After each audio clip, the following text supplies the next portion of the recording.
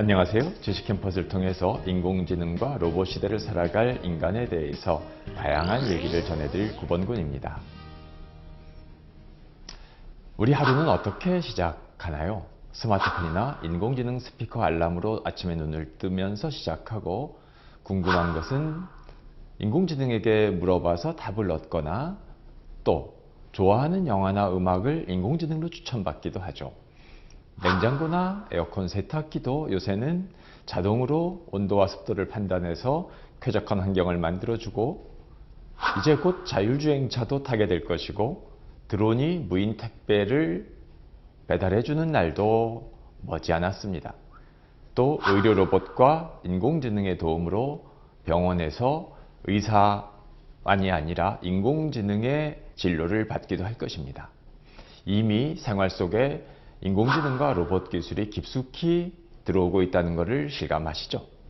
이렇게 인공지능과 로봇 기술이 세상을 빠르게 변화시키고 있습니다. 인공지능 기술은 불안과 기대를 동시에 가져옵니다. 무엇보다 인공지능과 자동화 기술은 그동안 사람이 해야 했던 수고롭고 힘들고 어려운 일을 덜어주는 편리하고 고마운 기술입니다. 하지만 이건 동시에 사람의 직업이었죠. 기계와 로봇이 사람보다 일을 더 잘 처리하는 현상은 우리의 일자리를 위협하는 불안한 현실이기도 합니다. 인공지능이 없던 시기에 우리가 학교와 사회에서 가르치고 배워온 모든 것이 이제 쓸모 없어지는 세상이 될 수도 있는 겁니다. 그런데 우리나라에선 인공지능이 가져올 미래에 대해서 많은 이야기를 하고 기대와 불안을 품게 된 계기가 있습니다. 바로 2016년 3월 알파고 충격 때문이죠. 슈퍼컴퓨터 천여 대가 연결됐다는 최신 인공지능 알파고도 약점은 있었습니다.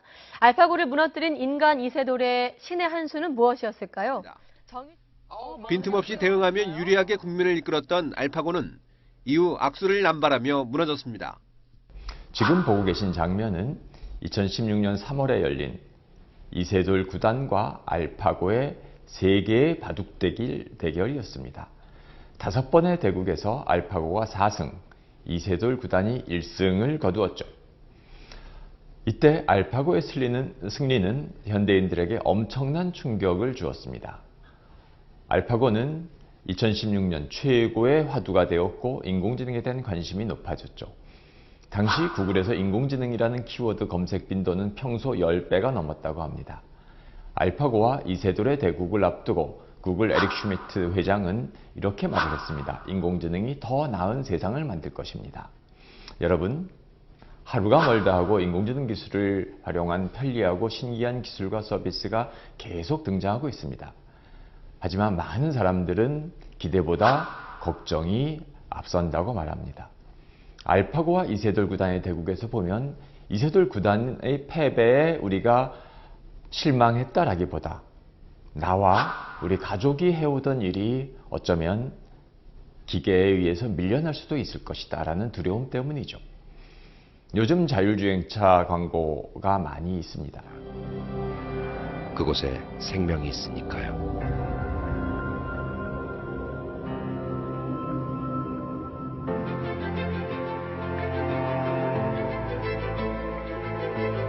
사람이 타고 있다. 자율주행 시대가 되면 더 이상 졸음운전이나 교통사고를 걱정할 필요 없어지는 멋진 미래가 될 것이라는 게 요새 자동차 광고입니다. 요새 판매되고 있는 고급 승용차 모델에는 능동형 안전장비, 반자율주행 기능이 탑재되어 있어서 앞으로 자율주행 자동차 시대가 더욱 편리해지겠구나라는 생각을 갖게 하죠. 더불어서 이런 자율주행 자동차 등장으로 택시와 버스기사 등 사람들 운전을 직업으로 삼고 있었던 일자리가 위협받고 있는 것도 사실입니다. 자동화 기술 덕분에 그동안 복잡하고 번거로웠던 일들도 편리해지고 쉬워지고 있지만 동시에 그 일을 처리하던 사람들의 일자리가 줄어드는 걸 보면서 불안감이 높아지는 거죠. 알파고의 등장으로 그동안 특정한 직업군의 사람들이나 전문가들만이 고민했었던 문제였었던 인공지능 시대의 고용과 복지, 교육 시스템이 바로 우리 현실의 문제가 된 거죠. 그동안 우리는 온라인 뱅킹, 모바일 예약, 연말정산 간소화 서비스, 국세청 홈택스, 아주 편리한 자동화 서비스를 경험하면서 세상이 정말 좋아지고 있구나를 우리가 경험했지만, 이런 기술은 동시에 이제 알파고 이런 인공지능 자동화 시대로 되면서 우리의 일자리를 위협하는 기술이 되고 있다는 것을 충격적으로 일깨우고 있습니다. 세계 최고의 바둑기사마저도 인공지능의 상대가 되지 못한다는 사실은 그동안 사람들이 해오던 거의 대부분의 일들이 어쩌면 똑똑한 기계에 의해서 밀려나고 대체될 수 있다라고 하는 사실을 깨닫게 해줬기 때문이죠.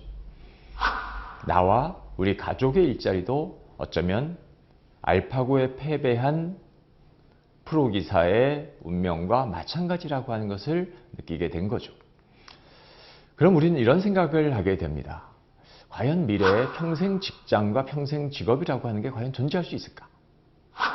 지금 전문직 중에서 미래에도 여전히 기계가 대체할 수 없는 영역은 과연 무엇이 있을까? 인공지능 기술과 자동화로부터 영향을 받지 않을 수 있는 전공과 진로는 과연 있을까? 고도로 발달한 과학기술 시대에 안전하게 일자리를 유지하면서 행복하게 살 수 있는 방법은 어떻게 우리가 마련할 수 있을까? 이런 끝없는 질문 속에서 사람들이 자신과 자녀의 미래를 놓고 불안한 마음을 갖고 있습니다. 하지만 그래도 알파고와 이세돌 대국이 한국에서 벌어진 건 우리 국민한테 큰 행운입니다. 세계 어느 곳보다도 인공지능 현주소와 미래 가능성을 온 국민이 생생하게 깨닫게 됐기 때문이죠. 2016년 당시 대한민국과 전 세계는 4차 산업혁명을 놓고 뜨거운 논란을 벌였습니다. 해마다 연초에 세계적 지도자들이 모여서 시대적 과제를 논의하는 스위스 다보스 세계경제포럼에서 제4차 산업혁명을 주제로 하고 인공지능과 자동화를 중심으로 한 4차 산업혁명이 지금까지의 사회경제 질서를 근본적으로 바꿀 것이라고 선언을 했습니다.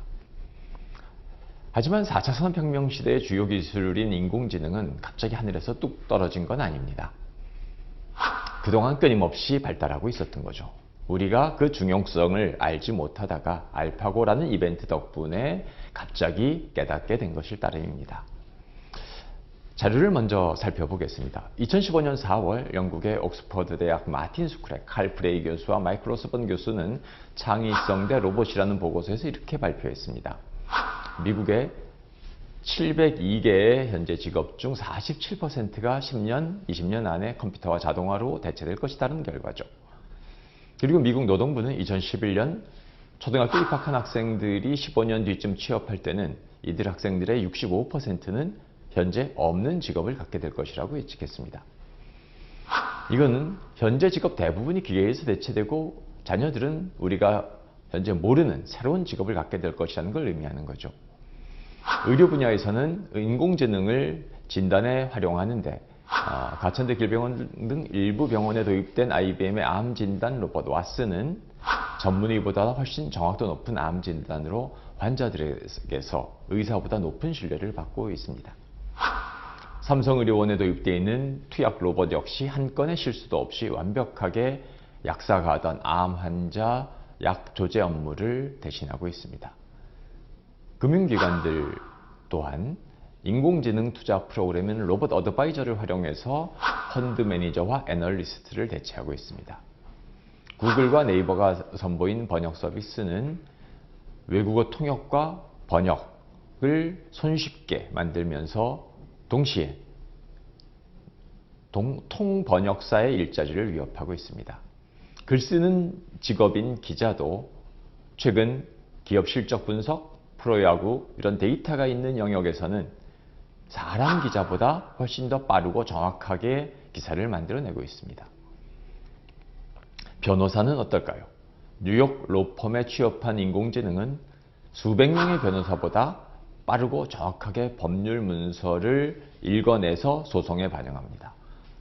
초당 10억 장의 법률 문서를 분석하는 능력을 갖고 있습니다. 이외에도 세무사, 회계사 이런 직업도 인공지능에 특별히 취약한 직무로 예측되고 있습니다. 그동안 다 전문직으로 대우받았던 직무들이 인공지능과 자동화에 의해서 사람들의 일자리를 위협하는 상황이 된 거죠. 우리는 사실 오래전부터 이런 경험을 해왔습니다. 자동화는 효율을 높이지만 동시에 그 일을 해오던 사람의 일자리를 빼앗기 때문이죠. 과거 20세기 미국 산업을 대표하던 자동차 기업 제너럴 모터스는 1979년 미국에서만 65만 명, 세계적으로는 한 85만 명의 직원을 고용했습니다. 그런데 오늘날 가장 잘 나간다는 정보기술 기업의 고용 창출 실적을 보면요, 아주 미미합니다. 구글, 애플, 페이스북, 마이크로소프트 이런 회사들이 대표적인데 겨우 몇천 명, 많아봐야 몇만 명 수준을 고용하고 있을 따름입니다. 직업의 세계에 밀려오는 인공지능과 자동화라는 거대한 물결을 우리는 어떻게 맞아야 될까요? 모든 일이 자동화될 수 있다는 것을 이해하면서 앞으로 평생 직업 이런 건 없다라는 사실을 받아들이는 게 먼저입니다. 이런 사실을 우리가 받아들이고 그 다음에는 적응하려고 노력해야 되는 게 우리의 일이 될 것입니다. 오늘은 인공지능과 로봇 시대에 인간은 어떤 일을 하고 어떻게 살아가야 할 것인지에 대해 생각해보는 첫 시간이었습니다. 생활 속에서 편리한 기술이라고 생각했었던 인공지능이 산업과 사회적으로 얼마나 거대한 기술인지 또 사람의 일자리를 어떻게 위협하고 있는지에 대해서 파악하는 시간이었기를 생각해봅니다. 이렇게 급변한 현실에서 우리가 성공적으로 직업생활을 하기 위해서는 저는 세 가지를 우리가 알아야 한다고 말씀드리고 싶습니다. 첫째, 적극적으로 최신 기술을 수용하고 이를 통해서 새로운 과제를 발견하는 겁니다. 인공지능, 로봇, 자동화 기술이 있는 환경을 이해하고 우리가 존재하지 않았던 새로운 가치를 만들어내는 중요한 일에 집중하자는 거죠.